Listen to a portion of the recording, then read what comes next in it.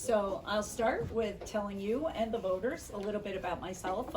Since Washington County and the parts of Albany, I had not run in before. I'm Andrea Smyth. My husband and I have three grown children. My children are all, I'm proud to say, active voters and donors. They are very interested in political activity.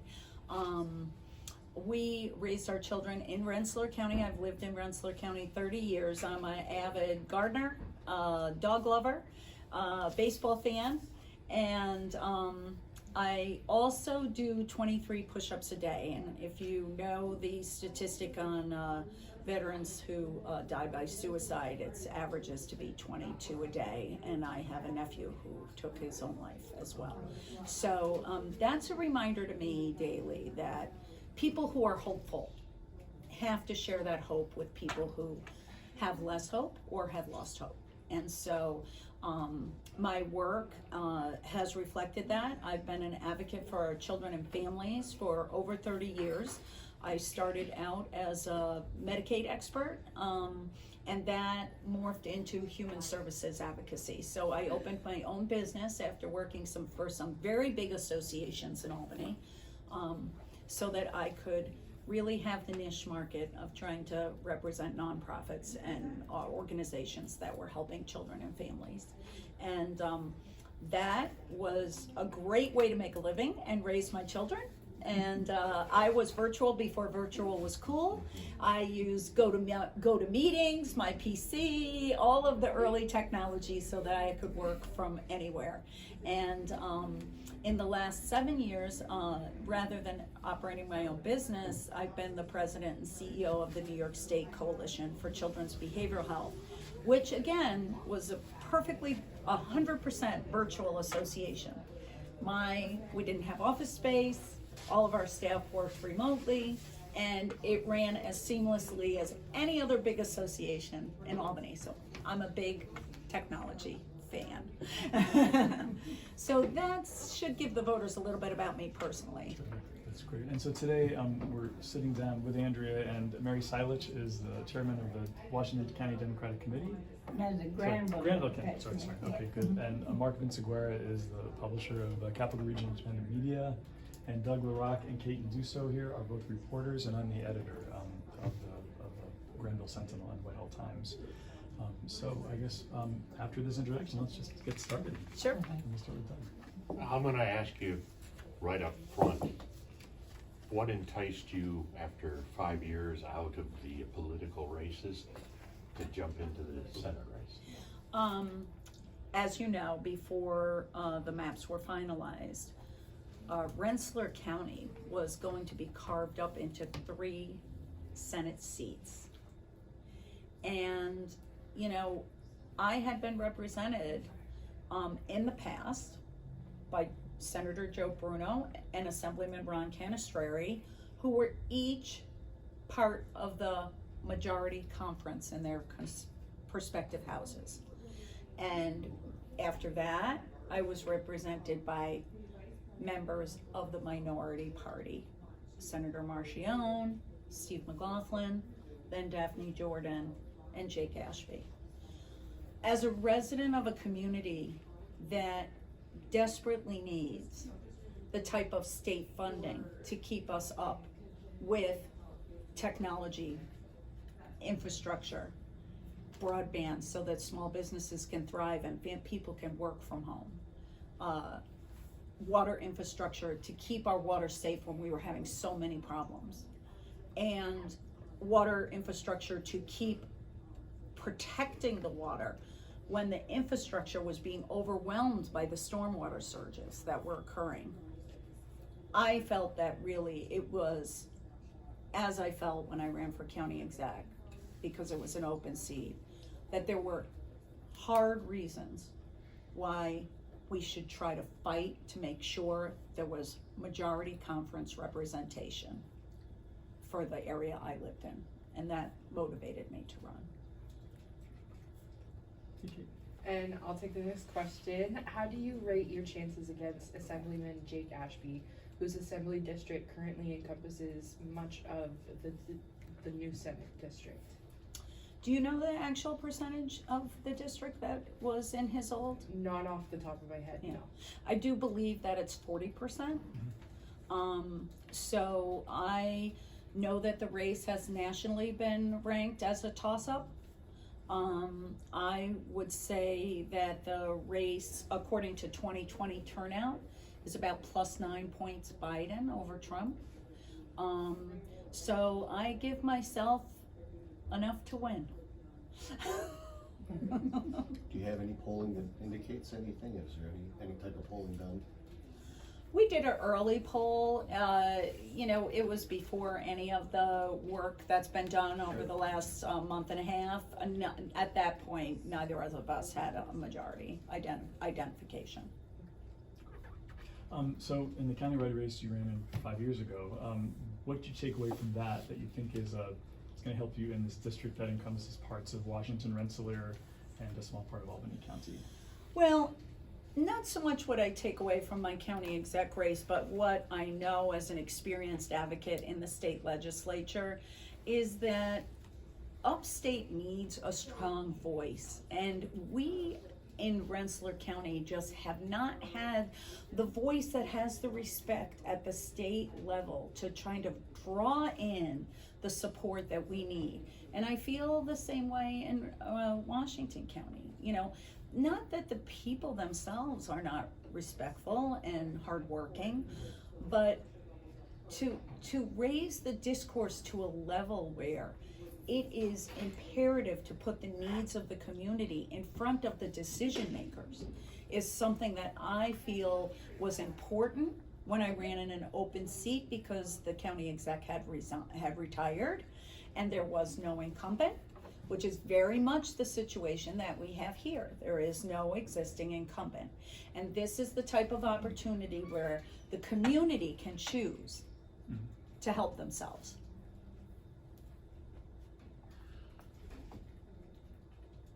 It's become a major issue, so I'm going to bring it up. Prior to the U.S. Supreme Court's ruling on Roe versus Wade, it was pretty much thought that in an off-year election, as it tends to be, it was going to favor Republicans.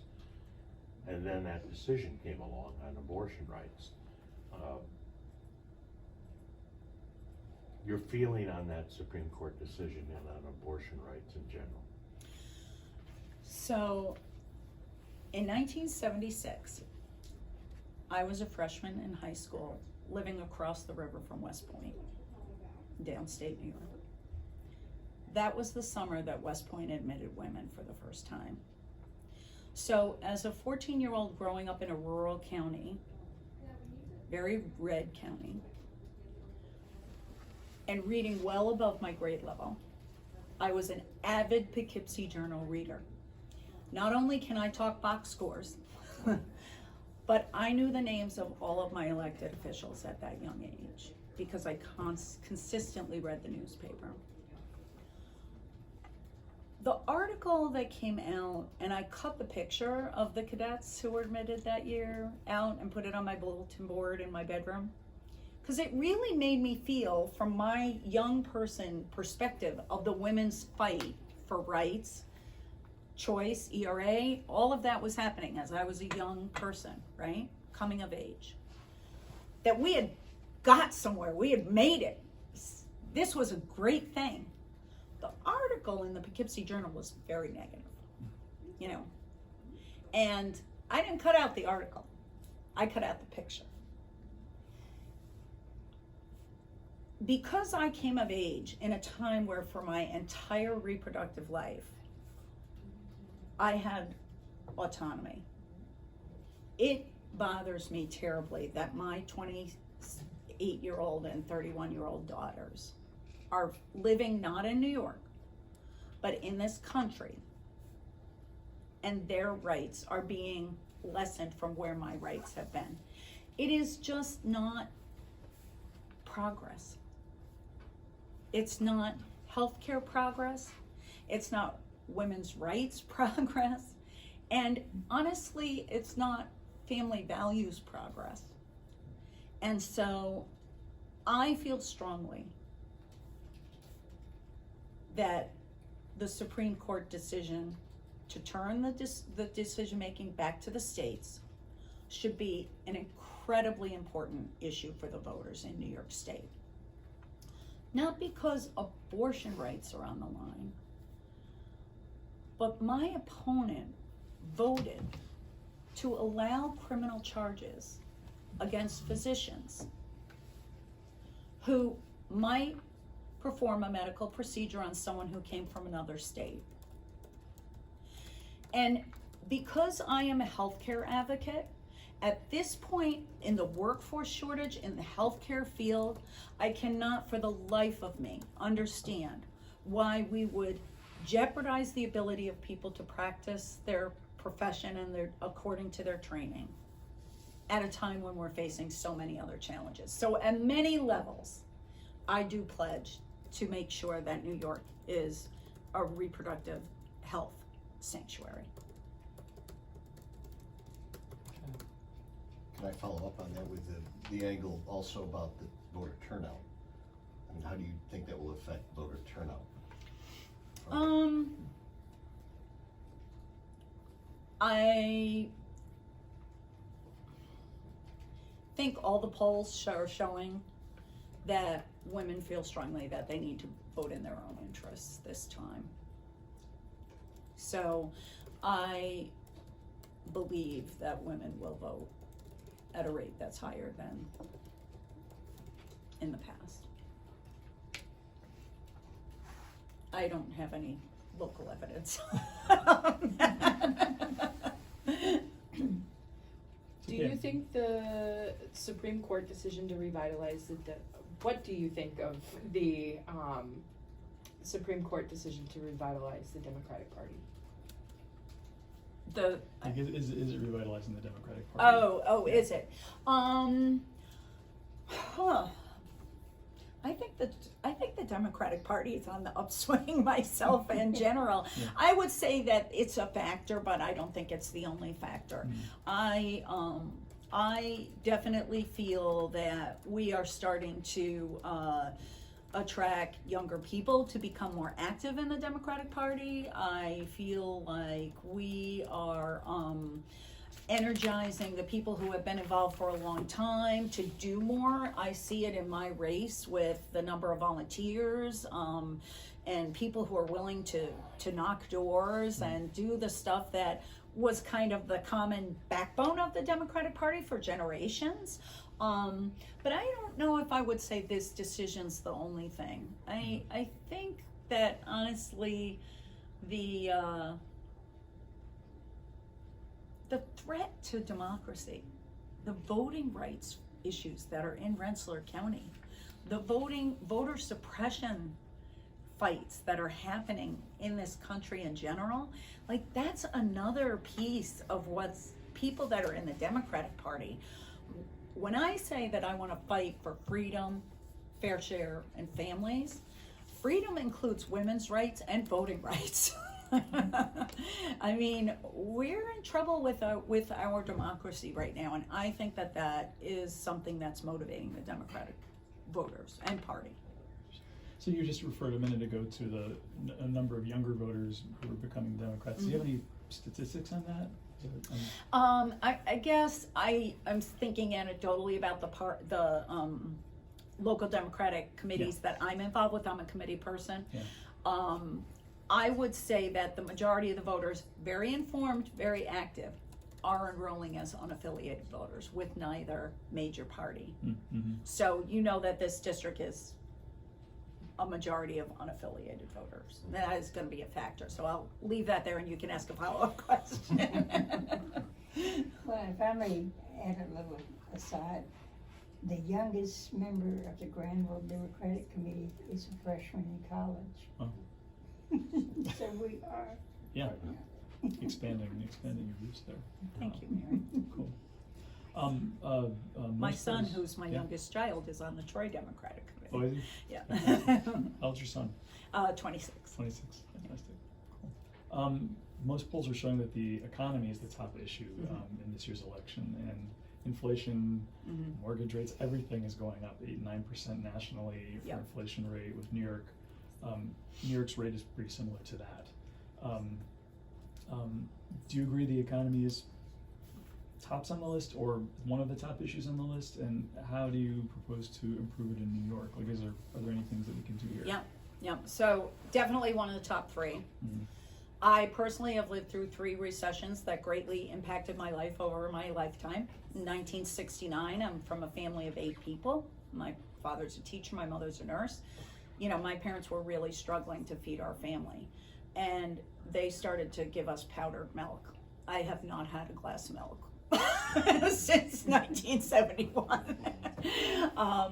You know, in the second recession in my lifetime, it was like a long one. It was like 73 to 81. It was like really long recession. You know, my family of 6 children traded in the station wagon for a Toyota. I mean, that was the end of family vacations for us. And in 2008, with the subprime mortgage lending, it was the first time that in my professional career I had a personal, not that I had a personal contact with affordable housing, but it was the first time that affordable housing as a crisis became part of my professional portfolio, right? So I will say that the majority of economic recovery is up to the feds, and that in all 3 instances, the feds have managed a soft landing, and I'm hoping that they can manage a soft landing now. But in specific to what the state can do, inflation is hurting our families and the elderly. There is no question. And we need an immediate influx of cash so that they can stabilize their household spending. So, I do support the upstate raise of the minimum wage to $14.20. I believe the majority of business people are already offering people more than that to recruit them into jobs because of the workforce shortage. So I don't feel that it should be a controversial raise. I do feel that the the gasoline tax holiday at the pumps should be extended. Even though the price of gas has gone down, it still puts money in people's pockets. I believe there should be a moratorium on rate hikes for regulated industries like power, electric. You know, I think we're in a place where we've got to put money in people's pockets. I was going to ask you next, but you pretty much answered it, that if you thought Governor Hochul was doing a good job managing the state's economy. Now granted, economies are something that happen over a long time, and she's only been in office a year. Yeah. So I'm not framing everything in that way. Yeah. But do you think she's on the right track? You know, I think she's done so much to help individuals at this point. So I can just point to a couple of policies that she's done that I think will affect this region as an employer, as a place where people live. You know, she took the hiring freeze off of the state workforce, and there was a terrible shortage of state workers, and there were a lot of trouble in the state oversight of public health. I mean, a ton, everywhere, water, testing. It was just because transportation, roads and bridges inspections. You know, that taking the hiring freeze off is something that is going to help with keeping the unemployment rate low, which I think is very important in times of inflation, right? The second thing that I think that she's done well is to give, and I have been endorsed by many, many unions, and I'm from a union family. She has started to address some of the stagnation in the state workforce benefits that are offered to members of unions. And I think that that's another factor that helps our retirees. So, and just going back to your original point, monetary policy, you know, isn't necessarily state policy. She is making these decisions based on the funding that's coming into the state from the federal government. And I do think that we're gonna be faced, when I'm elected, with some difficult financial decisions, whether we can continue to do those things or whether we're gonna have to scale back.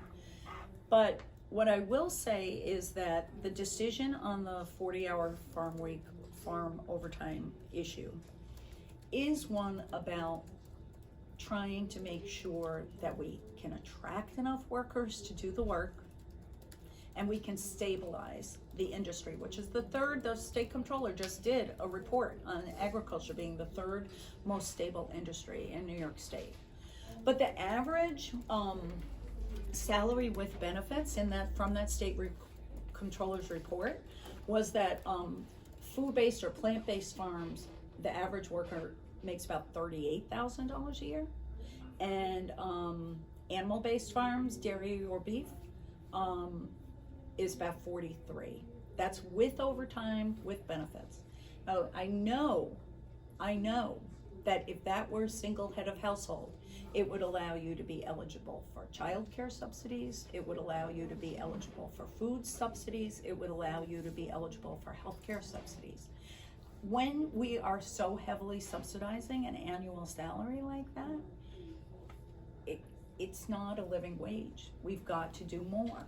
So what I would do, and this is kind of specific to the farm issue, how can we work to identify the crops and the diversification of farm work so that it's a more lucrative business? And I am not talking about cannabis, but hemp products in a world where we want to start using less plastic is going to become, or we are mandated to use less plastic, is going to become a very lucrative crop. And we've got to start thinking like that, long-term. Economic development in terms of our resources in this community, specific to this community. 33% agricultural land. I can jump in on a follow-up on that. Several different farmers that I've talked to have said this, presented it to me as a double-edged sword. Mm-hmm. They understand the lower wages and so forth, but at the same time, they are under such economic pressure. Inflation on fertilizer, Yeah, I totally understand. That they are afraid that they're not going to be able to afford to pay these people 20 hours of overtime, which is going to mean that either they have to really increase their payroll by either paying the overtime or hiring additional workers, and that's gonna translate into New York State having much higher food costs, just for them to break even because of the added payroll. What I will say is that the tax subsidy per worker that the farmers will get, I pledge this because I understand the conundrum, and when I go to the door I say, I'm not sure this is the right time to implement this unless you're prepared to pay $8 for a zucchini. So I do understand it, and I do want the voters to understand it, right? It doesn't all happen at once, right? But at the moment where that state tax subsidy per worker goes away because of economic downturn, so does the migration towards the 40-hour work week, as far as I'm concerned, right? We have a 10-year migration from 60 to 40.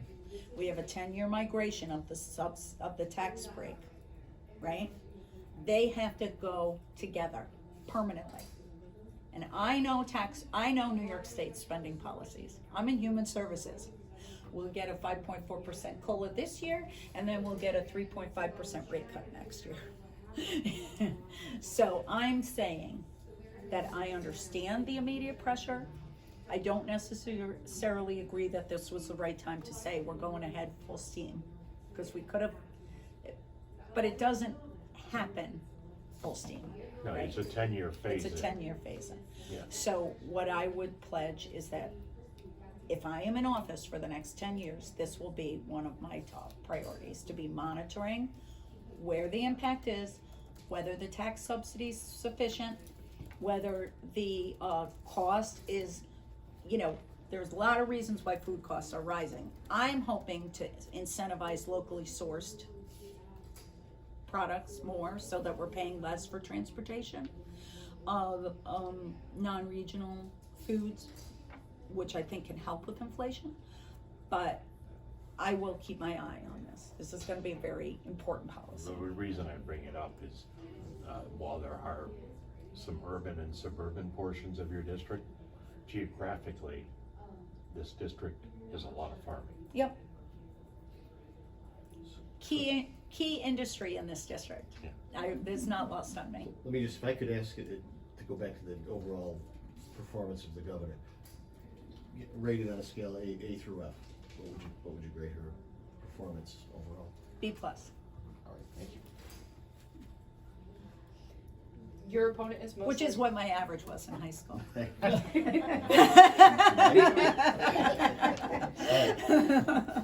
I was not ashamed of that.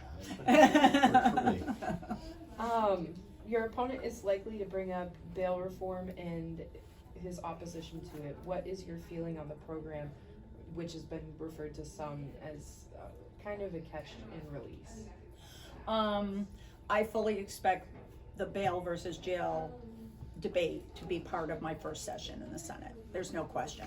And a hallmark of me as a person is I do my homework. I've already started discussions with the sheriffs in my at least one sheriff, because I don't want to be quoted as saying I've spoken to all of them, because I haven't. The sheriff and the DA.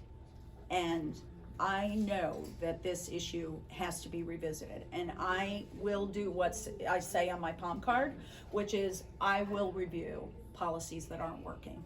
So I don't think, I know that yesterday in a League of Women Voters candidate forum, Jake said, it's so bad, we've got to repeal it and start over.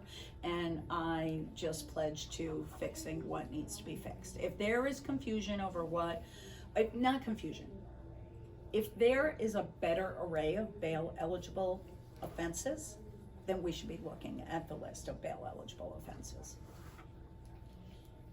Yeah, I guess I report on the police beat up here, and there are instances of people being arrested twice in the same day, and just released once again. And it's, is there anything more concrete that you can say about addressing that aspect of? I mean, I think those are the aspects, like what are the crimes, and is it true that there should be other caveats, not just the types of crimes, but, other circumstances? Because, this idea about discretion, I'm just not convinced that the law removes the circumstances. I mean, there is funding that's supposed to be going to the counties to help with, with the research to be able to make the decision about risk and recidivism. So the fact that that's funded and there was more funding for it, I just have to understand why then people feel that there's no choice, there's no discretion. Mm-hmm. Are you allowed to do the research and to make an informed decision, or aren't you? I don't know, because I haven't studied the law enough, but it's two sides of the same thing, right? If there's more resources to do discovery, then what's the discovery for if you can't do anything with it? So I don't know where that line is. And I'm sorry, I just don't know. So I just have a question about the one-liners. And like I said, I really like the details. I'm going to throw at you something that I did a story on here a week or so ago involving specifically Granville, but I know that it's a problem in all local jurisdictions. Is back in 2020, the legislature and then Governor Cuomo signed into law a directive that reinstated all suspended driver's licenses, save for millage there. Yeah, Save for, it's the first child time I've support. heard of it, yeah. child support and a couple of other things. Now, that law didn't, the reason that like 80 to 85% of these licenses were suspended because they're scofflaws. They hadn't paid their traffic or parking fines to the courts. The law did not Discriminate that. did not take away the fines. It set up a payment system of 25% each month or 25% of your income for the month. However, it gave the courts no teeth to come back on this. If the people didn't come in and make the arrangements to pay, you couldn't resuspend their license.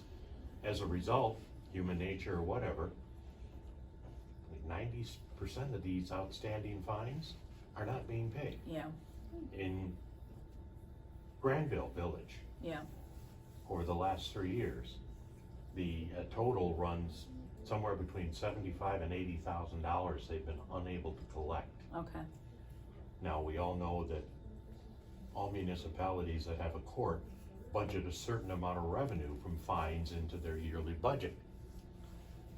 $75,000 kick in Granville is 2 or 3% of the overall tax levy for the village.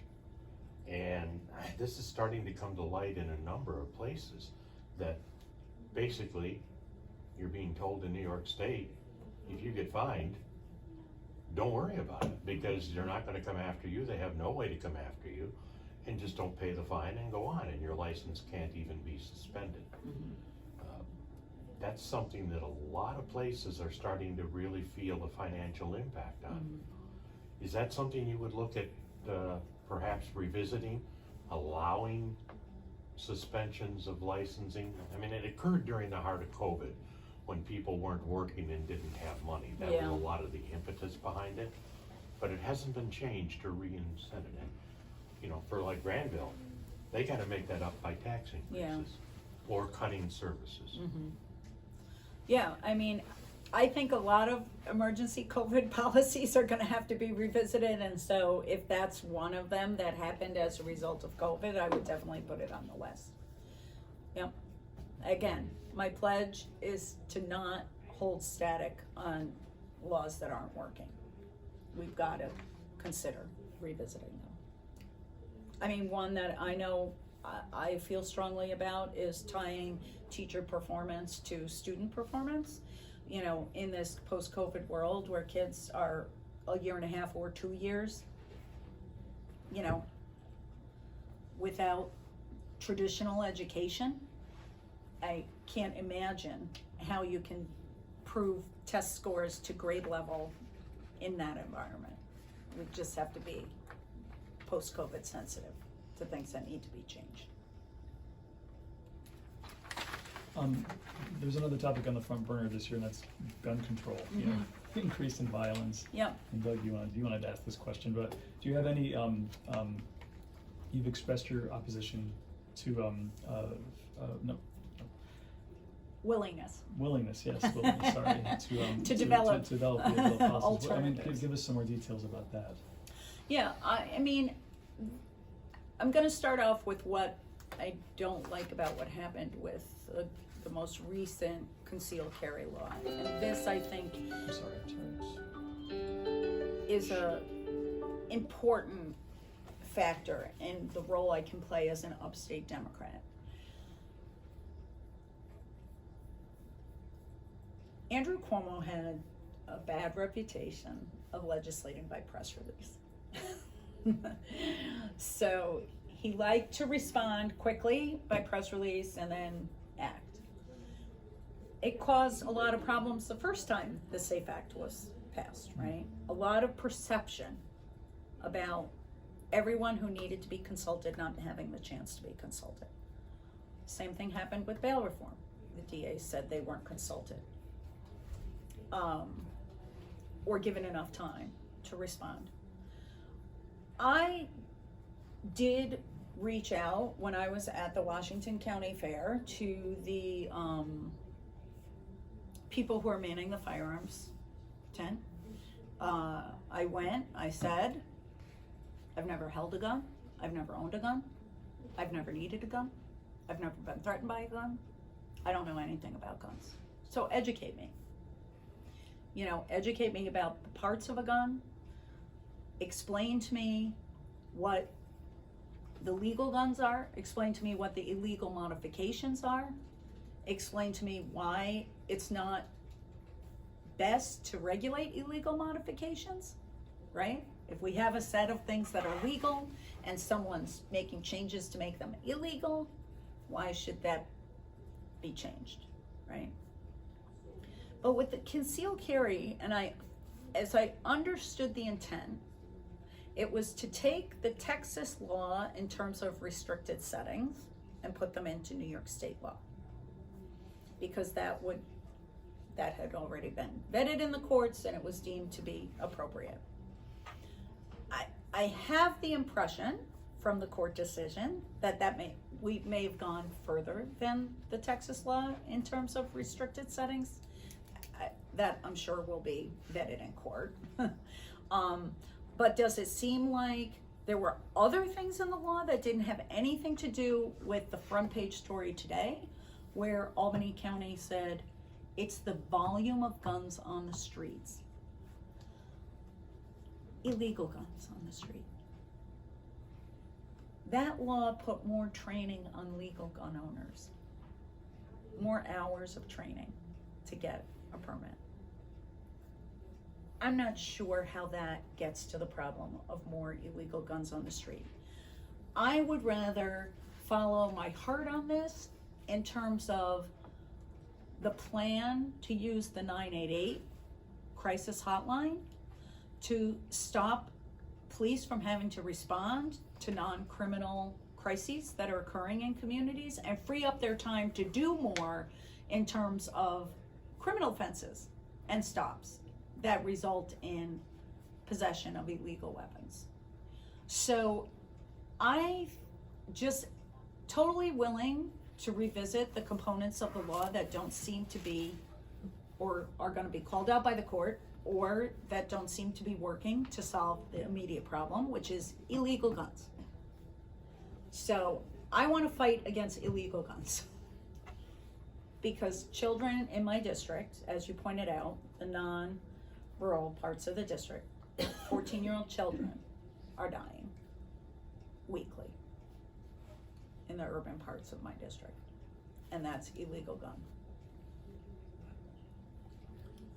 Does anybody here have any other questions? No, that was going to be my follow-up on the amount of crimes being committed, illegal guns versus legal, and the vast majority of the fact it's not legal gun owners that are out there committing these crimes. But you pretty well addressed that already. Yeah, the headlines, I mean, the kids that are buying, very high-powered rifles that are legal, right? They're not all illegally modified, but some of the situations are that. I know one of the young men went to Pennsylvania and bought a bump stock, right? Modified his gun. Well, that's illegal.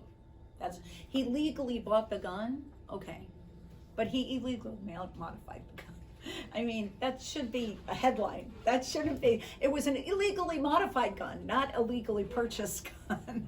And I don't like that those distinctions aren't made. I don't think that they're fair because it does. I'm not a gun owner. I don't want to ever be a gun owner. But if I followed all the rules, I locked up my gun, I stored my gun safely, I transported my gun safely, I permitted it safely, I met the training requirements. It would make me angry too that a law was passed to put more restrictions on me when the problem remains to be other circumstances. But the gun problem is real, and it's going to be a priority. I expect it to be a continued discussion when I'm elected. Is there anything that we haven't talked about today that you want to discuss? Or I just want to say that, I touched on it, but I really do feel strongly that protecting our democracy and making sure that participatory democracy is respected by citizens because they believe that we are protecting it I just think this has to be part of the discourse. I don't think people feel that their vote counts because of all of the stories that are out there about voter suppression. And so, and I don't think that everyone who wants to vote is able to vote because of things like voter suppression. And people think that this is a Georgia problem. It's a Rensselaer County problem. And I don't know if people outside of the area realize that, where it took a lawsuit to place the third early voting location in an urban setting. There were two, and they were both in settings where people with cars could get to, but not places where people without cars could get to. I know what, living in Rensselaer County, I'm very familiar with that, but I don't believe that was really an issue here in Washington County. Was it? No. No, as far as No. early voting sites went. Let me just follow up quickly though on early voting. There are still a number of people, perhaps traditional or they're set in their ways, that are not a big fan of early voting in New York State. It's been there for 2 years, but it's still a new concept to Yeah. a lot of people. I'm not sure what Jake feels about it. I will ask him.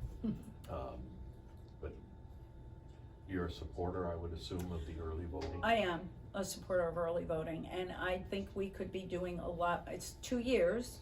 It's not a lot, although this year we're all, primaried out, so there were a lot of opportunities to use it. But 2 years, in a traditional year would be 2 elections, Yeah. right? So that's not a really long ramp up of people becoming familiar with it. And I will say that I've moved recently, and when I got my new voter registration card, it only said November 8th. It didn't even tell me as a voter that I had an option to early vote. So I think early voting would be more popular if more people knew about it and didn't feel intimidated. I know that I was in the parking lot of the Skodak Town Hall early voting in one of the primaries, and an elderly man approached me. I think I'm allowed to vote, but do you know who's allowed to vote in early voting? Oh, just lack of education. All right, Yeah. and I said, well, are you registered? There's a primary today. Are you registered in either one of these parties? Yes. Anyone in the county can come to this location and early vote. It's easy. You're just gonna tell them where you live, and they're gonna print out a ballot for you that's specifically designed for you where you live. People at the door have said, I don't like this early voting. There's too much fraud involved in it. I said, are you talking about mail-in voting or early voting? Because early voting is almost foolproof, The ballot gets printed out for where you live. Oh, I don't know. So I'm not ready to say early voting is an election access reform that I'm willing to let go yet. I just think that we probably need to work a little bit harder to make sure people understand. I just got one final little question. The level of political discourse in the country is just so poisonous, on both sides, and there's so much villainization that goes on, and people are looked upon as groups on different camps on different sides of the mountain with no possibility of ever communicating or touching base. How do we deal with that? What's the solution to getting people to actually sit in the same row again, and talk with each other? Yeah, I mean, as someone who lobbied a Republican Senate for years as a human services advocate, right? One of the staff persons for Joe Bruno is one of my best friends. I vacation with her. It was a different kind of politeness. There was a different type of regard.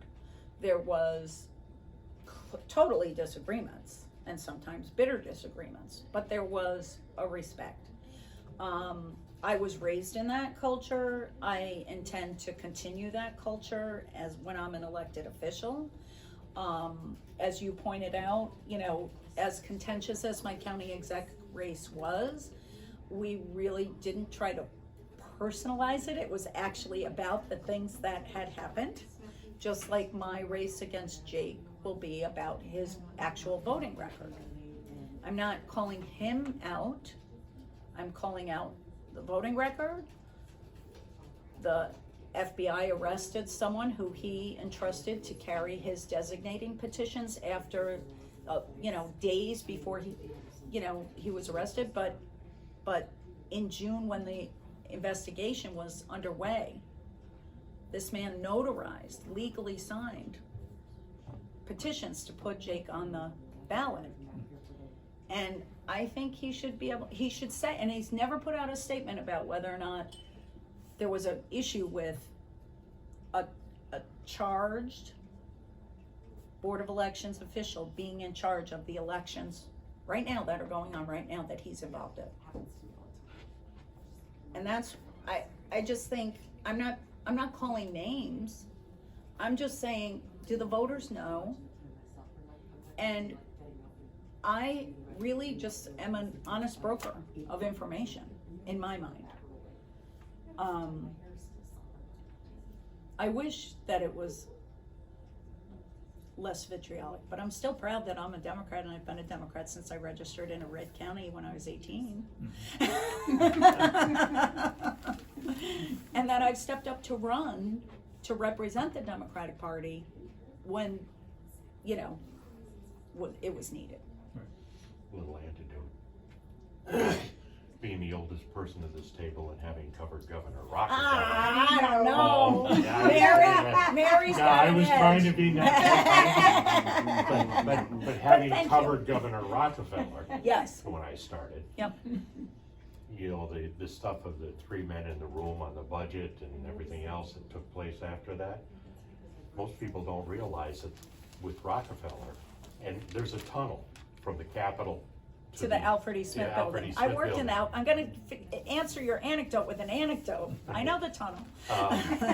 And that's before the LOB was Yeah, there, and they that's were where all over the there. offices were. Yep. And he, Well, Rocky would grab a 6-pack of beer and go through the tunnel, unannounced, no media, no big thing. no staff. No staff, go in, knock on Perry Durier's door Yeah. and say, we've got an issue we gotta resolve. Mm-hmm. And they'd go through a couple cans of beer and they'd sit there with Rocky feet up on his desk, and he'd come back to the Capitol and the budget was resolved. Yeah. There wasn't any of this flying insults against each other in the media. And I just happened to think that was. Fighting in the media is a bad way to do any type of policy. Because like I said, like on some of these issues, I don't know the details. I know what it says in the media. Right? That's not a good way to make policy. That's not how I plan to make policy. I worked in the Alfred E. Smith building as an intern for the Division of the Budget. During budget season, I wrote the budget stories, right, for the big books that get published that tell about the details of the budget. In the summer, I edited the governor's public papers. And I edited all of Mario Cuomo's years as governor. So I got to read all of his speeches, which was like the greatest job of all time because his speeches were so inspirational. But I did 2 years of Nelson Rockefeller's public papers. The day after Mario Cuomo was inaugurated, he held a press conference in the LOB in their press conference room. Mm-hmm. And outside working, doing some cleaning, was an older Italian immigrant. And some of his staff were trying to politely push her out of the way. She had no idea what was going on. And She was doing her job. yeah, and she spoke broken English. Well, Mario turned around to her and in fluent Italian, spoke to her about her job and everything else. And she was so respectful that he moved her as a cleaner from the Capitol into the mansion. And a significant wage increase too. Yeah. Take the politics of it away, that was a bit of a human trait that I saw in Mario Cuomo. Yeah. So I'll just close. I was given an award by the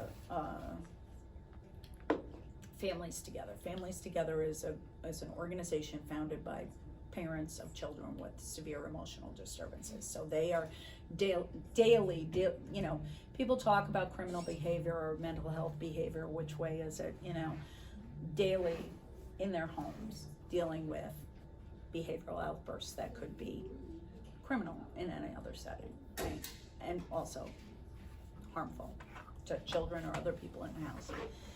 But the families gave me an award because I was the first advocate that they had met that made sure that their voice was part of my informed policy making.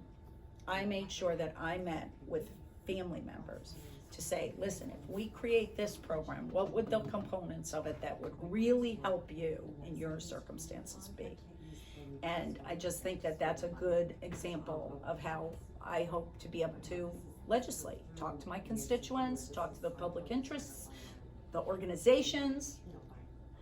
That we used to be able to walk up to the second floor as advocates and sit down and talk to the staff people at 9 o'clock at night.